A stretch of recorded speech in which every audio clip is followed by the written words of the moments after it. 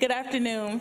Welcome to the Metropolitan Club. My name is LaCoria Meadows, and I am a member of CMC's Board of Trustees, and I also serve as Director of Ohio here in Franklin County.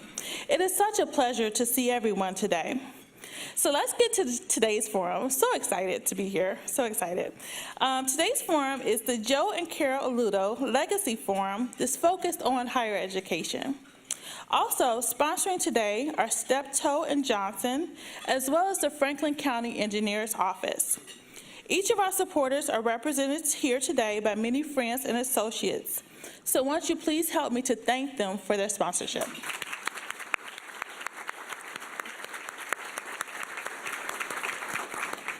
The Ohio State University has significant impact on the region as well as the state, and I would fair to say the world.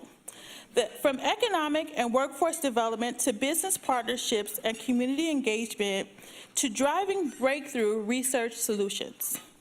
Approaching its 150th anniversary, that's a round of applause for that, wonderful.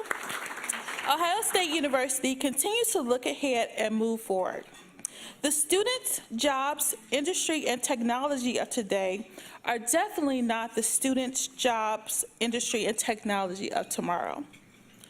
What is the university doing now to define our future? So let's find out. So please join me in welcoming my president, the Ohio State University president, Michael V. Drake, as well as our wonderful host, Stacia, who is the journalist at WSYX and WTTE. Dr. Drake will be making opening remarks, and then Stacia, and would then join Stacia for conversation. Dr. Drake, the podium is yours.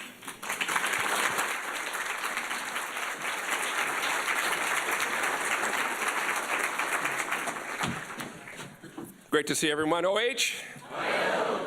How nice. Brenda and I were traveling recently, just a few days ago. We were in another country across the ocean, and we were walking down the street in normal clothes on a Sunday afternoon, and someone said, "President Drake."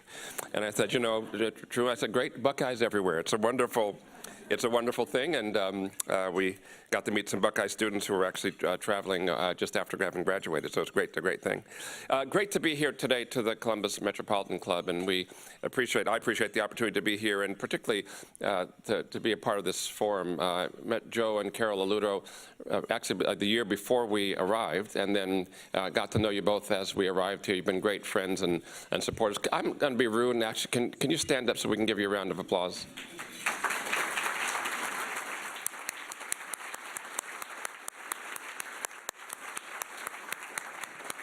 Decades of service to our university and to our community, really appreciate it. That's pretty much all my comments. No, just a couple things that I'd like to share that we're doing, things that are going on, things that we think are important. As a university, it's very important for us to prepare for the future, and we try to do that because the careers of our students are going to be, in terms of decades and not just a few years. We try to think of the future in 10, 20, 30 years from now and what we're doing to help create the people who are going to be the workforce and leaders for 10, 20, 30 years from now, create and support the industries that are going to be the industries of 20, 30, 40 years from now, and really to be the university of the future, even though we're doing this in the present time. We've had some wonderful things true about us in the last couple of years. This last year we saw new highs in the number of applications we received. About a week and a half ago we had a graduation ceremony. We gave out 12,200 degrees and certificates, the most in our history, a tremendous improvement for us. We've had last year our best year of donor support was last year. We had nearly $900 million in extramurally funded research last year. So many things at our university are at all-time highs, and these things are increasing, and we really do appreciate it. I would say, just in looking at the number of degrees and certificates from our at our ceremony, as I mentioned a little bit ago, we would have had something on the order of 14,500 graduates in the year 2010, 2011. This last year, we were over 17,000, so our university is still the same size place, but with many more people graduating, and that's very important to us. Something else that's important to us is that we compared our 2013 spring class with our 2018 class. And we found that we had a 30% increase in graduates who were Pell eligible, so a great increase in graduates from the lower half of the income distribution. 20% increase in graduates overall, but a 30% increase in graduates who were Pell eligible. And that's quite an important thing for us to make sure that we are making the opportunities of the university available to people regardless of the circumstances from which they come. Anybody here ever heard of the Morrill Land-Grant Act of 1862? Great audience.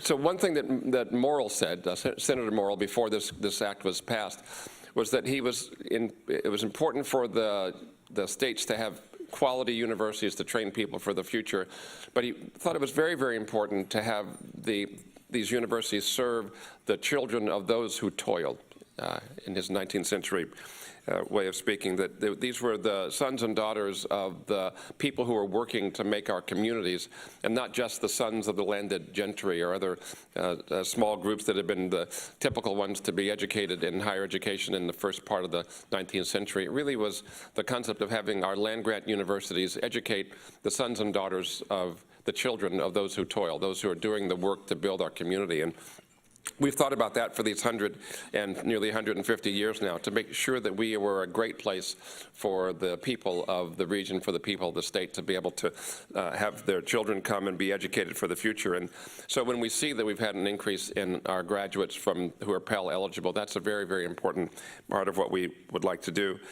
And when we think about preparing our students for the workforce, there was a study a bit ago that looked at 84 in-demand jobs in Ohio that require a bachelor's degree. And this last year's class accepted jobs in 82 of those 84, about 98%. So really, we feel very good about being able to have a workforce that is in fact tuned to the needs of the society moving forward. It's very important. Another thing that we liked a lot, there was a study that was done by Times Higher Education from Great Britain, and they do rankings. Rankings and ratings of universities have pluses and minuses. Many of them are not particularly scientific, and I don't like those. Some of them get it right, and so I like those. So I think you have to choose your sources. But Times Higher Education, Great Britain, among the things, so they rank universities in a variety of ways. One of the things they looked at was they looked at American universities, about 3,000 baccalaureate degree granting institutions in the United States. They looked at American universities to see which ones had graduates that were the most job ready when they graduated, and they ranked the 50 top out of those 3,000 colleges and universities in the country for producing job ready graduates. And let me say that the top 9 were Ivies and a few others. So Ivies and Caltech and MIT maybe were 1 through 9. Number 10 was UC Berkeley, a great public university. Number 11 through 15 were the Ivies and the Caltechs and MITs that didn't fit 1 through 9, so the rest of them kind of sprinkled in. Number 16, interestingly, number 16 was Brigham Young University, and BYU gets a bit of an asterisk because at BYU at least routinely have spent 2 or sometimes 3 years doing a mission, so they're 25 rather than 23, and so they were in fact quite employment ready, and that's a good thing. We give them credit for that. Number 17 was the Ohio State University. Round of applause.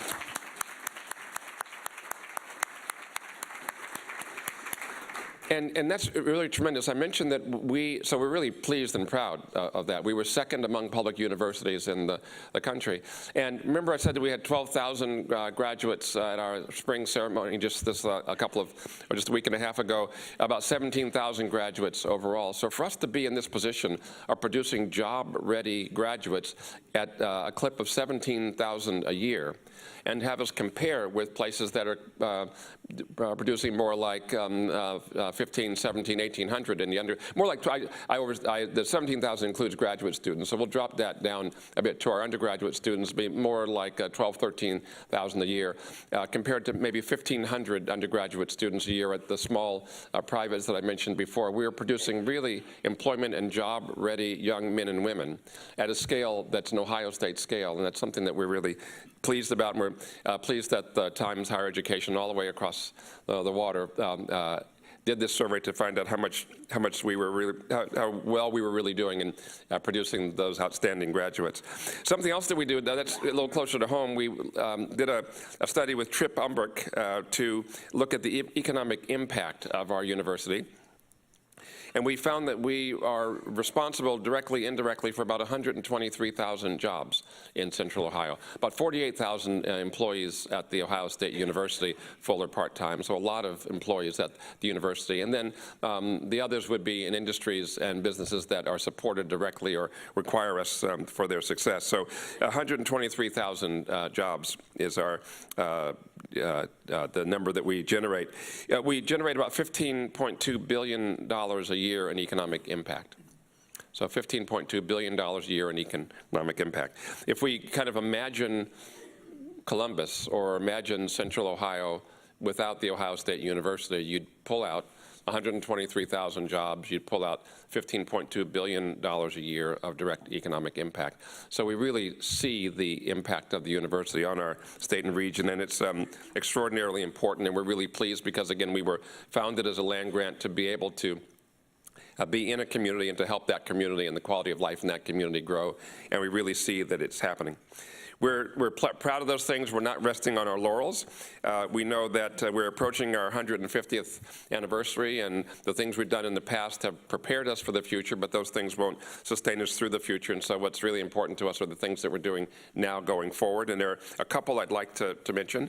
One is that we are, as a part of collaboration broadly with the city and the region, we're looking at developing an innovation district on the West Campus. We have a couple of projects that are already in the early planning stages, a partnership with NG, who's worked with us on sustainability, and an ambulatory care center that we're planning will be among the first things we put there. But over the next several decades, there are 300 acres of land there that are available for this development, and we'd love it to be a place that is a magnet for the best ideas and the brightest ideas for the future to come forward, so scientists, entrepreneurs, and others will come and work there, and that we're looking forward to that very, very much. One of the things that our Energy Advancement and Innovation Center will help us do is to reduce our energy usage on campus by 25%. This was a part of our partnership with NG Axiom a couple of years ago, and we're well underway with that. The partnership was very helpful to us in other ways as well. It will help us to decrease our energy usage, and also because they paid the lease payment on the facilities that we leased to them up front, we had money that we can invest in our academic mission and in affordability, and we've had results of those things already quite prominent on campus, and very pleased to that, to be able to see that happening. We're also doing a lot of work. If any of you come to anybody here ever been to Ohio Stadium? Just curious if you could raise your hands. Anybody not ever been to Ohio Stadium? Okay, great. Well, we should have you come to Ohio Stadium. Had you come to Ohio Stadium the last year or so, you know we were doing a lot of work on Cannon Drive. And I heard a groan, but they were doing a lot of work on Cannon Drive. That's preparing for the future. But the work on Cannon Drive is really preparing, we are generating or creating or reclaiming 12 acres of land there, and we'll be able to have growth in our academic medical center on that area, on that land, and some other nearby land. It's very important for us to grow. I mentioned a ambulatory care facility in the West Campus that we're planning. Also, a new hospital tower will be there just adjacent to Cannon Drive. And one of the reasons that that's so important to us is that our hospitals, we have a series of hospitals, and our hospitals on a given day, today, tomorrow, often begin the day 100% full. We're very pleased with the quality of service that we provide. That's wonderful, but the demand outstrips our ability to be able to meet the needs of everyone that would like to have our services, that benefit from our services. And so we really do need to expand our opportunities there, and the new hospital tower will help us to do that. I mentioned the things happening in the innovation district and how pleased we are about that. There are other things that we're addressing that are issues that affect our state on an everyday basis. And all of us know of the really terrible opioid crisis that is gripping the country. And we in this part of the Midwest, Ohio, West Virginia, Kentucky, other areas really are hit hardest. And so we were pleased that we, in a national competition, were awarded a $65.9 million federal grant to work on decreasing opioid deaths over the next 4 years, decreasing opioid deaths by 40% over the next 4 years. There are about 4,200 of these deaths last year, so a 40% decrease will be in the ballpark of 100 fewer per month going forward. And we are very well focused on doing this. We are working with and collaborating with Governor DeWine's Recovery Ohio program and others around the state to try to get our arms around this crisis as well as we can to really decrease the devastating impact that it has on families and communities on a daily basis. And that's a very, very important thing for us to be able to do to help sustain the quality of life in Ohio. And then one thing, I guess, a final thing I'd like to say is that we have students who come to learn from us. We appreciate that. We are more successful than ever in producing graduates. We're pleased about that. Our graduates are recognized around the world as being among the most employable. We're very thrilled about that. We're really thrilled at the economic impact that we have on the region that I shared with you. But we also spend a lot of time doing research on the big problems that affect the whole world. And one of them that's very important is climate change and the quality and sustainability of the planet broadly and things that have been happening over many years to put us all at risk. And we were very honored this past winter to have one of our professors, one of our distinguished faculty colleagues, Ratan Lal, win a prize called the Japan Prize. How many people here know of the Japan Prize? So that's great. So maybe half-ish. Let me say for the other half and repeat for those who have heard it. But Japan has a thing that they started about 35 years ago called the Japan Prize. They select 2 scientists in the world, broad disciplines. They have a very distinguished panel that look for 2 scientists in the world who have made discoveries that improve the chance of the survival of the world. And so these are extraordinary contributions in medicine, in science. Dr. Lal's contribution was a contribution in sustainable agriculture. And his work basically found over his many decades. Dr. Lal got his master's and PhD degree from the Ohio State University, studied elsewhere, and then 35 years ago came back and joined our faculty and has done his work with us. What his work focused on was the amount of carbon that is sequestered in the soil. And I'll take one of your minutes and answer. Pretend you asked me a question about this, so I'll answer your question. That's a tough question, but let me see if I can get it, if I can focus on it. Okay, tough question. But the thing about the planet Earth, and we have agriculture that produces food that we, and even for animals, the livestock is fed, we eat vegetables. This is all produced from the soil. So first thing about soil is it's an incredibly thin layer, maybe 3 meters is how far down you could go and still call this soil. And so given the size of the Earth, a 3-meter deep layer is an incredibly thin veneer on the whole planet, very, very thin.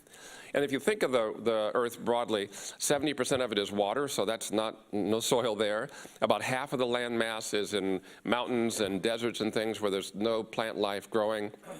So there's no farmland there. And so we're now down to really a fraction of the available surface of the Earth that is soil that can produce our food. We take the built environment and all of that reduces it even further. And we get down to a relatively small fraction of the surface of the Earth, extremely thin, relatively small fraction of the surface of the Earth that is necessary to sustain life for all of us and all living things. And the way we care for the soil is something that we tend to take for granted, we don't look at. And things like the way we do farming often destroys soil or renders it useless. Erosion destroys soil. And Dr. Lal has looked at ways to really try to replenish and protect soil, knowing that this is a resource that we have to continue to protect for our future. And one thing that he found was that the amount of carbon sequestered in that first 3 meters of soil is about 5 times all the carbon in all the plants on Earth and all the carbon in the atmosphere combined. So a huge repository of carbon is in the soil. A lot has been liberated from the soil by farming methods that plow down and dig soil up and take that sequestered carbon, expose it to the oxygen, forms carbon dioxide, and about 25% of the carbon dioxide, human-produced carbon dioxide in the air comes from the way we do farming. There are ways to do farming that actually capture carbon from the air, sequester it in the soil, and leave it there where it wants to be. And so Dr. Lal has worked on ways that this can be done by large agribusiness and also by individual farmers in their own fields and plots. So really great work that helps us think about ways that we can live a more sustainable future around the world. And so we're pleased to be in Japan with him receiving the Japan Prize just a month ago. Let me finish and say that we're committed to continued collaboration with all of you in the room and with our colleagues around the country and around the world. Our founding mission was to improve the quality of people's lives and to allow them to contribute to the quality of life in their communities. We're really dedicated to that. And we're really focused on guiding our path forward today and tomorrow in the innovation economy to make sure that we here in Ohio and here in the United States, we can continue to be the leaders in the world that we have been over these last many, many decades. Pleased to have a chance to speak with all of you today. I look forward to questions. And let me just say at the end, go Bucks. Thank you. I'll sit? Yes. Right. You took my first question. Look at that. Soil, surface of the earth, repository. It's all right there. I can repeat it, though. No, okay. So again, my name is Stacia Naquin with ABC6 and Fox 28. Very pleased to be here for this conversation. Yes. The topic, innovation economy and the Ohio State and the contributions there. And we talk about economy and we think dollars, but innovation is so much more than that. It's people, it's growth. So how do you begin to measure that type of growth? Because this is growth happening within people. How do you measure that? If I think about our products at the university, we have students and we give out degrees, and that's of course central to who we are and what we do. But our main product is knowledge. So that's the knowledge that we transfer from one generation to another in our teaching and education, but also the knowledge that we create by our research, by thinking of old problems and trying to come up with new solutions to those problems. So research or thinking of new solutions to old problems or new solutions to emerging problems, that and innovation are really different ways of saying the same thing. It's trying to use our collective wisdom to make us better people and to have us interact with the world better in the future, and that's been a part of our founding mission, and it's something we do every day. So much about the innovation economy has to do with STEM and those skills, science, technology, engineering, and math. How do you focus on those skills for your graduates while also focusing on the importance of arts and humanities and majors that focus more on diversity, because those are emerging areas of study as well? We have STEM fields. I like STEAM as a way. I mean, I put an A in there. And you get STEAM education, because I think the arts are integral to everything that we do. And, you know, I used to say that this is something I used to say, so it was useful, is that we were better at knowing how to make bombs than figuring out reasons to not use them, you know? And I think we need to think about the things that were called the soft sciences a lot to make sure that we know how we can interact better with each other as people. I was talking to my colleague from Genoa about art and some of the things that you do in your great city to preserve the art from centuries ago and how important that is to us, and the preservation of who we are, how we've interacted, what our history is, who we are as people. I think that's almost a sacred trust that we have at our universities, and it's critically important that we focus on the arts and humanities as we do the things in engineering and medicine and chemistry that we speak about so much. It's important and critical for us to know who we are and why we're here, why it's all important. And a good balance of all of that. I think so. I know arts are important to you because you are a musician as well. What are you working on these days? I'm working on a song called "Buddy, Can You Spare a Dime?" I don't know. That's not supposed to. Can you hum a few bars for us? You know, I just did. And, no, and I'm working on it because of it has a great guitar part to it. So it's something I'm working on, and it's a fascinating song to listen to. It really is. It's a Depression era song, of course, and it kind of follows how our lives are. You know, there are ups and downs in life, and it's interesting. It's interesting to listen to recordings of it made in the era in which it was written and popularized, and to hear the feeling that comes through. But I have a guitar teacher who I work with, and he suggested it as a good part to work on, so it's good. Right, excellent. And I want to thank you. You didn't say that I'm, people often say, put an adjective in front of musician, like terrific or whatever, and I'm totally a hobbyist. So you must have heard me play, so I understand what, but it's a great thing to work on. Part of innovation is empowering people, and obviously you want to empower your students, your alumni. How do you go about that? We want to empower them, we want to enable them, we want to inspire them to be the best people they can be, and to use what they've learned from us to make the world a better place, like the generations before have done for us. And that's a message that they get from the very beginning. In a couple of weeks, we'll be talking to orientation for parents and students. And we say we have 4 things that we care about with the new students are coming to us. We care about academic excellence that takes place in the classroom. We care about research excellence that takes place in laboratories, or creative excellence that takes place on our stages. We also care about character excellence, who you are and how who you are in the world, and then also leadership excellence, because we want you to take what you've learned from us to help be leaders in the community. And if we think we can do academic and research and character and leadership excellence and help develop the whole person, that should then enable and empower, and then we hope inspire that person to really make a contribution in the world that we see so often in our students. Blaze a trail, leave a path. Absolutely. Innovation and empowerment is so important, and sometimes that means speaking up in the face of wrongdoing. We know there are lawsuits happening right now involving some serious allegations of sexual abuse involving a former doctor with Ohio State. I know you can't speak to that investigation because it is ongoing. How do you as a university foster an environment that encourages students to speak up and to feel safe to do that, while also making sure that the environment in general is safe? Well, the first thing I'd say is the courage of the people who've come forward is something that we have great gratitude for their courage in coming forward. These are very difficult things to face and difficult things to share.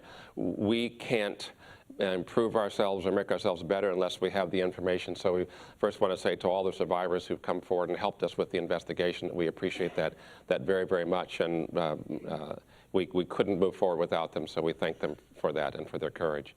I also want to say how totally unacceptable it is and for any of our students to have circumstances in which they're not cared for appropriately. When I mention we care about academic and research and character and leadership excellence, we do care for the whole person. We're committed to that, and these issues were from years ago, but it's unacceptable that our students are not cared for appropriately, and so we want to make sure that we do everything to demonstrate that. And then we have programs that we have developed over these last many years, and we try to, we have programs that are in place to help support our students. We care about those. We teach them, or we make them available to students at the beginning, but then we want to do our very best every day to practice what we suggest and to support our students. And for me, I've always felt that any student could come to me with anything that she wished, and that she would have a partner in trying to go forward and do the right thing. And I believe that my colleagues overwhelmingly model those behaviors, and we want to make sure that people can see that it's a safe place to be. And we've been pleased with the way things have worked many times, but it's an ongoing process for us. The beginning of last year's football season, want to talk about that as well, marked in many ways by Urban Meyer's 3-game suspension. There are many conflicting reports about who wanted what and when, and the outcome of that. None of us were there for those meetings between you and the Board of Trustees and everything that was presented during that time. I'm sure everyone here has an opinion about how it was handled. What can you share with us about that time and what you learned from that situation? Well, we had reason to go forward with an investigation. There were some confusing statements, and we got the best law firm, Mary Jo White, and a firm to do an investigation of the data that we had before us or available to us, then we looked over the data and came to what we believed was an equitable solution. I know that there were people who felt that the sanctions should have been more harsh. There were those who felt that the sanctions should have been not as harsh. We tried to get sanctions that we felt were appropriate for the circumstances and use other circumstances around the country to try to measure those things, and that came to where we were. And we're pleased that we went forward, had a great season, and that it worked out well. A difficult situation for all, but we took the data we had, made our best decision to move forward, and here we are. So moving into the Ryan Day era, how are we looking this year? We look great. Coach Day was with us for these last several years, and we knew of him as a rising star, and so we're excited to welcome him. And I know it was only one game really since he's been head coach, and he won that handily. So we don't. I had a feeling he would. The smart money was on him for that game, but let me say we're very impressed with him. One of the outstanding young coaches in the United States, and we're looking forward to an outstanding season. Looking forward to that. Think we'll beat Michigan? Absolutely, yes. Absolutely, yes. Absolutely. I mean, absolutely, yeah. Of course. Innovation sounds so exciting, and there really is. There's evolution, there's vision, and so much of that, you get a front row seat, really, one of the most dynamic universities in the entire world. When you wake up in the morning, what are you most excited about with this university and what the students and the faculty and the alumni are accomplishing every day? The most exciting part of the enterprise is the people who are involved in the enterprise. Those of you who get a chance to interact with our students over and over and over and over again are impressed with them. You say, oh my goodness gracious, this is what a wonderful young woman she is, what a wonderful young man he is. That's just how comforting it is to know that these are going to be the people that are going to be leading us forward. So day in, day out, we get a chance to interact with students and are impressed with their thoughtfulness and their humanity and their maturity. So I'm very, very excited about that generation of students who are moving forward. I will say also, I mentioned we were traveling a bit, and when I travel or when I'm at home, I get to work with academic colleagues who are on the cutting edge of some of the research that's being done, and that's always inspiring. It's amazing how there are people working right this minute on the cutting edge of that research, and that continues. We have an incredible faculty. And the third thing I'd say is that people who are in the administrative world that I am we work with faculty. I teach, so I get to work with students and see them for other reasons. But we also work really closely with our dedicated staff, and we have people who are here for 10, 20, 30, 40 years, their careers dedicated to making this university the best place it can be. And they love the university, they're proud of what we do. And so that community of Buckeyes is really a great group. So that's the part, one or another aspect of that is what I tend to think about all day, every day. Innovation, you have to put yourself out there. It's about new ideas and sharing your thoughts, and not everyone's going to agree. Sometimes you will be rejected. Your ideas will be rejected. Can you give us an example of a time that you faced rejection for your ideas, how you handled that, and what you learned? Well, not yet, but no. No rejection. Maybe do you know something? No, I do have one of my favorites. I joined the board of the NC2A a few years ago.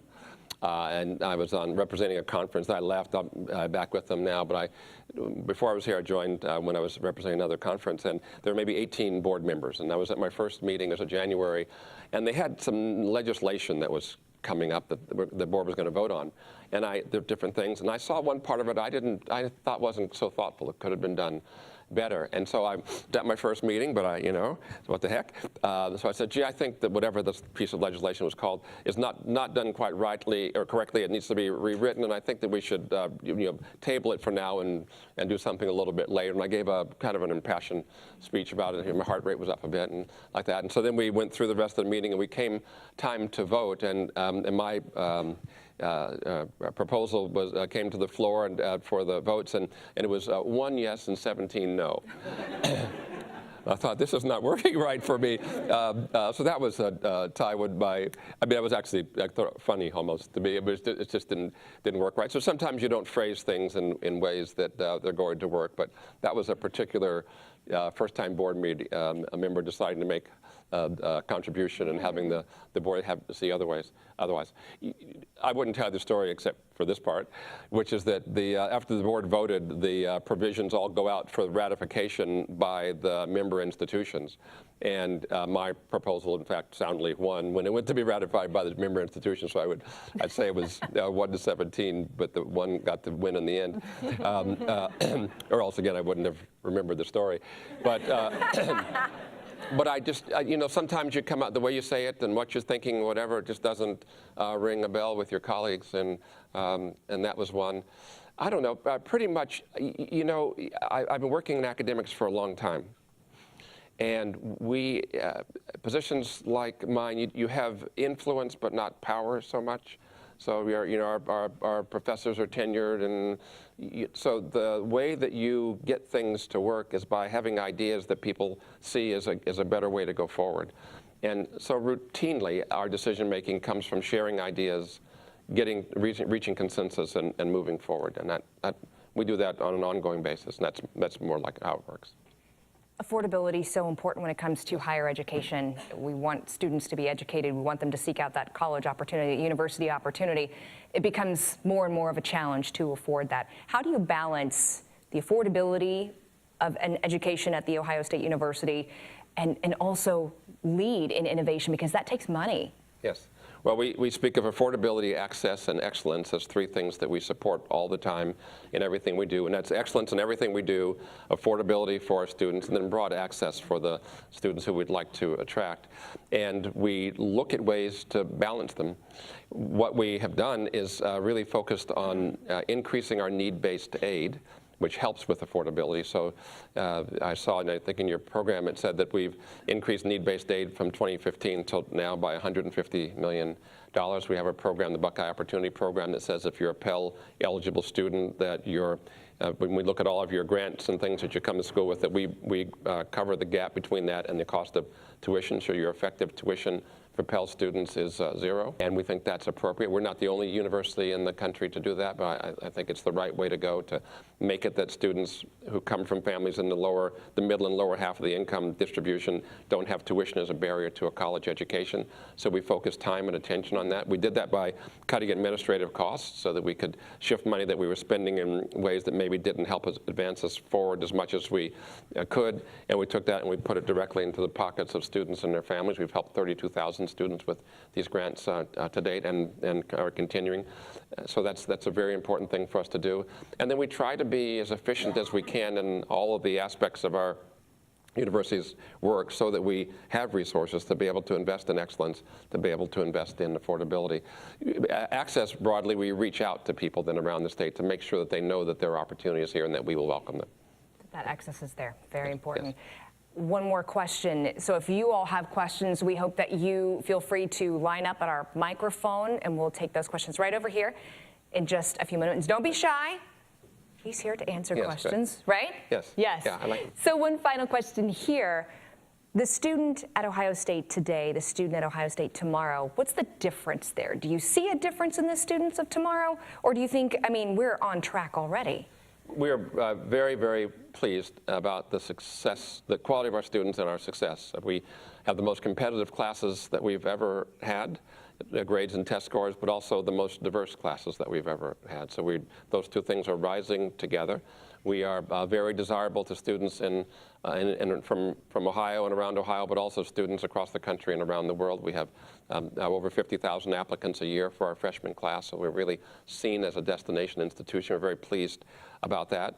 I'd say the student of today compared to the student of a generation or two ago, the student of today knows earlier in her life how competitive collegiate admission is to the leading universities in the country, and so students tend to have started working harder sooner.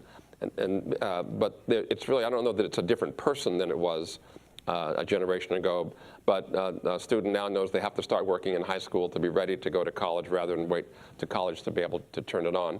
And so while our students come quite prepared, about a third of our students come with something approaching 1 year of college credit already, so that's different than it was a generation ago. For us to be competitive in the future, for us to be the place that those students with all the choices that they have now this is not a great sentence, but we want students to choose us. We want to be a desirable a destination for our students. So we have to continually improve ourselves if we're going to be as attractive to students of tomorrow as we are to the students of today. We've had to do that over this last generation. We've worked hard to do that. One thing I will say I'm really proud of, we have a program that's not quite a year old where we provide professional development for our faculty. Already a couple years ago, we were ranked 8th among publics and in the top 20 of all universities for our commitment to undergraduate teaching, so we're pleased about that. But we want to get even better, and so we've developed a professional development program for our faculty, and just about 3,000 faculty have begun the first part of that professional development program. There's a second part, and more than 1,100 have completed the second part of that to make themselves better teachers. They're always competing on the research side. We want to also compete on being the best educators and teachers in the country. And this is because if we take the university of today and are doing the same thing tomorrow that we were doing yesterday, then we won't be the university of the future. And we want to continue to move ourselves forward. Very important to us. Thank you so much. Great. We have a question right here. Ms. Carol Looper. Yes, hi. Hi. Financial debt, student loan debt is of many, many people in this country. You talked about the Pell Grants and bridging, helping some students. But is Ohio State doing anything else to help lower student debt so that when people graduate, they won't face what they face, 10, 12, 15, 20 years of debt before they can get out of it and get out into the world and earn money? Yes, very important question, and thank you for it. So we've really worked on affordability as a way of making sure we were doing our work appropriately. And we have a series of programs that are meant to help our students be able to afford college at our university. So I mentioned the Buckeye Opportunity Program, which closes the gap between the grants that people come to our university with and the cost of tuition, so that tuition is neutralized. That program neutralized tuition for about 4,000 students this last year, 3,000 in Columbus, and then 1,000 on our regional campuses, so we're very pleased about that. We also have a program called Land-Grant Scholarship Opportunity, or Land-Grant Opportunity Scholarship, and the land-grant scholarships are, we had a scholarship available, one per each county, that a few years ago was full tuition for one deserving student for each county. We found that we were losing students who would get a land-grant scholarship from the Ohio State University, but get another more generous scholarship from a university that they didn't prefer to attend, but felt that they had to because they couldn't afford to come to us. And so we raised the amount of grant on the land-grant scholarships to be a full cost of attendance. So that was, we were pleased about doing that. That worked so well, we decided to, I'd say, veg-o-matic it. If that was good, let's do it twice. And so we did now 2 per county. That's supposed to promote a chuckle, but okay. So now we have 2 land-grant scholarships per county, a full ride. In counties where 2 students don't qualify, we take that and move that scholarship grant over to another county where there may be more than 2 that qualify. So we give out about 175 of those a year. That's very important to us. In addition to the grants for Pell eligible students, roughly median income, $55,000, $60,000 is the rough level. We have a series of grants that we give to grants, not loans, that we give to students from family incomes between $60,000 and $120,000 a year. They're graduated, so because we know that when you're just into the beginning of the upper half of the income distribution, college is still not really affordable, and so we wanted to address that. So we have grants that are for other students as well. And as I said, our overall program has contributed totally now about $150 million to students and their families since 2015. It's about $45 million this year, more than was the case in 2015. The results, what we've seen is that in 2015, about 57% of our students graduated with debt. I don't know this last 2 weeks ago, but last year it was 52%. So it went from 57% with debt to 52% with debt. That's the right direction. 2016, the amount of debt per student was about $28,500. Last year it was about $27,000. So the amount of debt, although it's rising nationally, the amount of debt per student went down for us. So fewer students with debt and the amount of debt per student going down.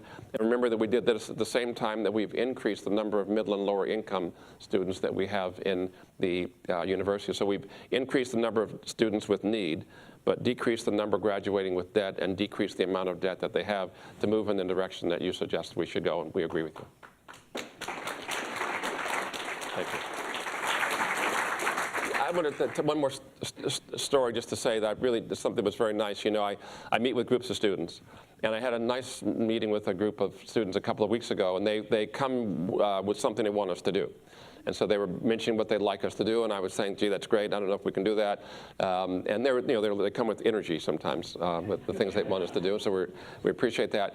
But as they were leaving, actually, one of the students dropped back a little bit for the group and bent over to whisper that he is an engineering student, and that 2 years ago he was working 3 jobs to try to make ends meet, and that he was a beneficiary of our grant program, and 2 of the jobs were now gone, and he just wanted to say, had to whisper, you know, but he just whispered, thank you. And it was great for me to know that we really are touching individual students and their individual families in ways that matter to them, and that's very important to us.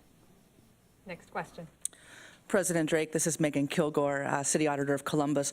I think you know very well the office that I have the good fortune of having is revenue focused. And so this question's a bit self-serving perhaps, but when 80% of our revenues that go to the entire city of Columbus come from income tax, I'm obviously uniquely interested in wages, wage growth, jobs, and most importantly, how we're going to be centered in the next few years.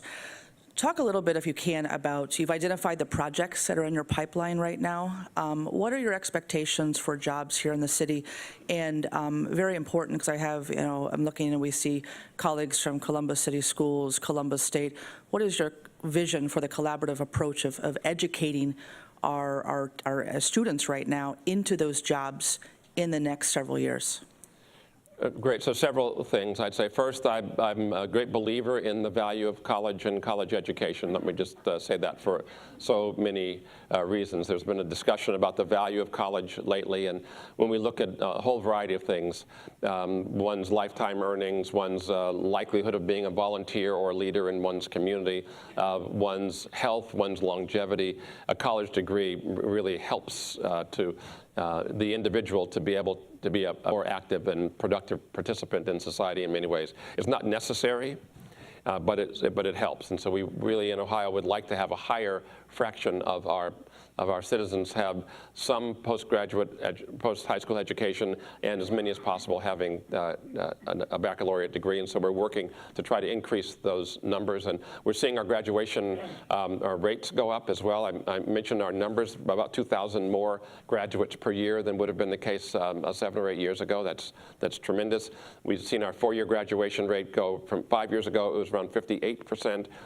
This most recent data I have are about 64.5%. So a real increase in the number of students who are coming to school, getting through, getting out, and getting a degree. When we talk about debt also, one great way to keep your debt low is to graduate, and to graduate quicker, and so more quickly. And so as we are having more students graduate on time, they're leaving with less debt, and that's a virtuous cycle for us.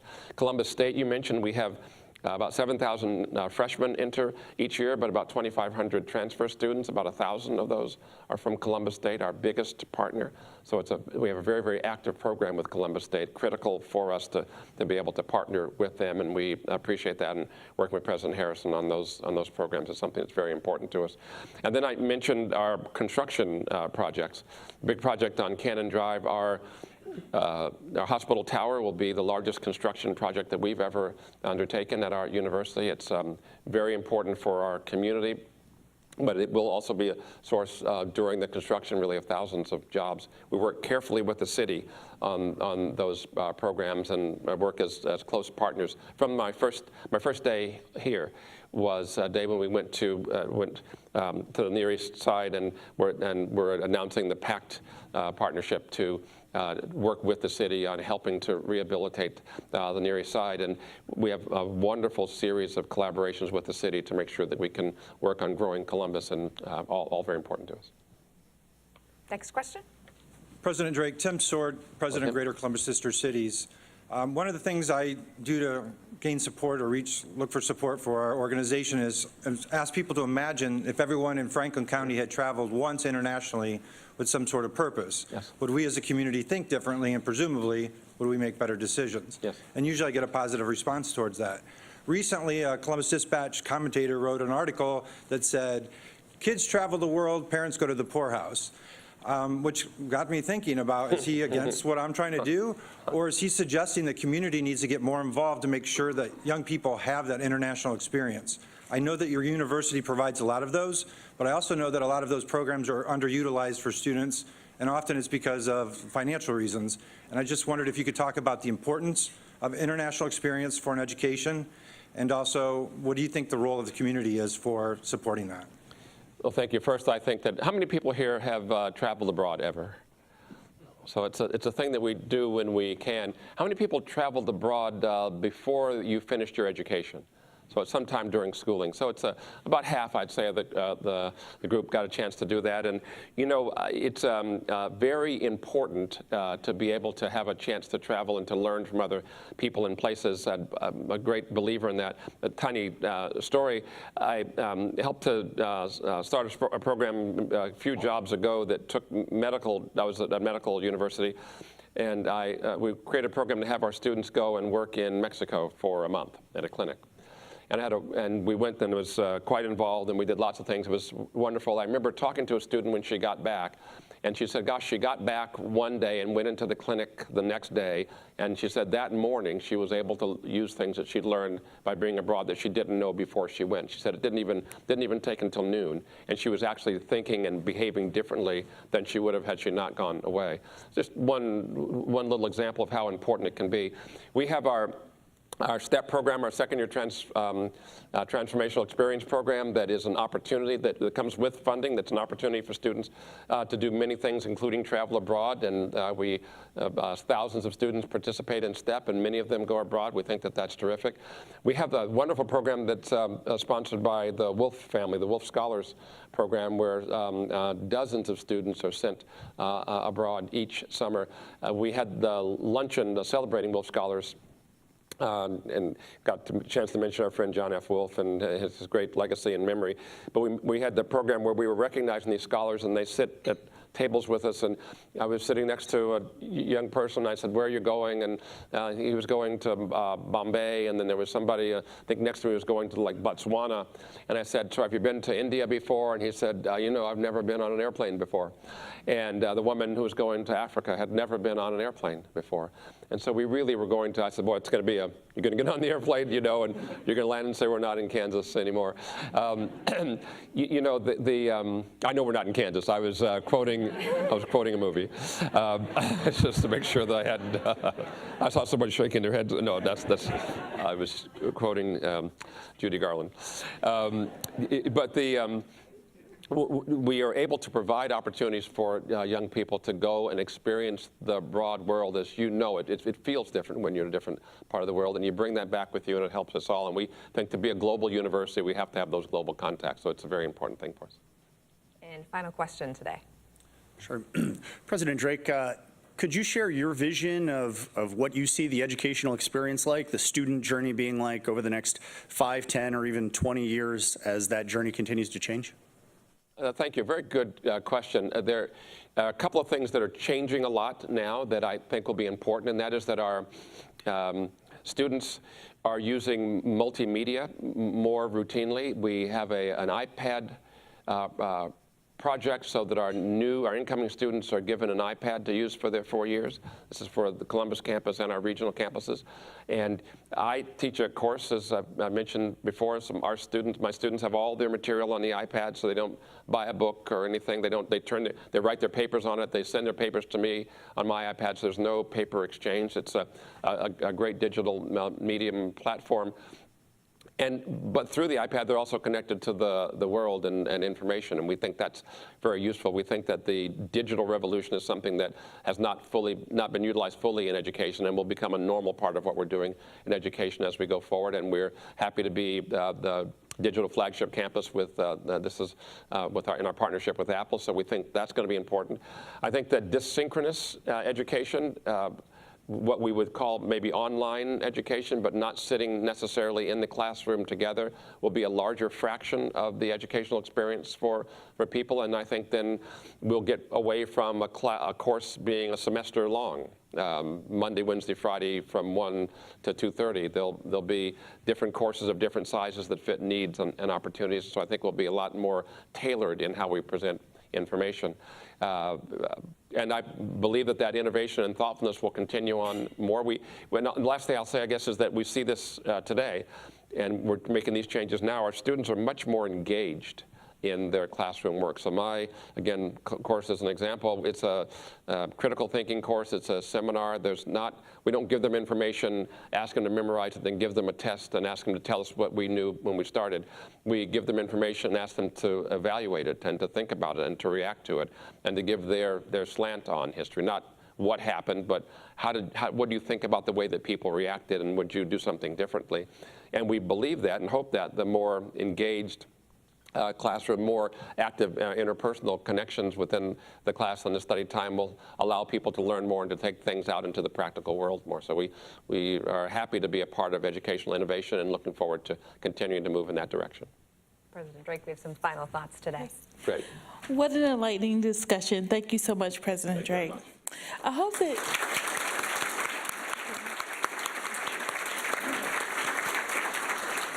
that each of you found today's forum to be quite enjoyable. So let's please thank our sponsors, the Joe and Carol Aludo Legacy Forum on Higher Education,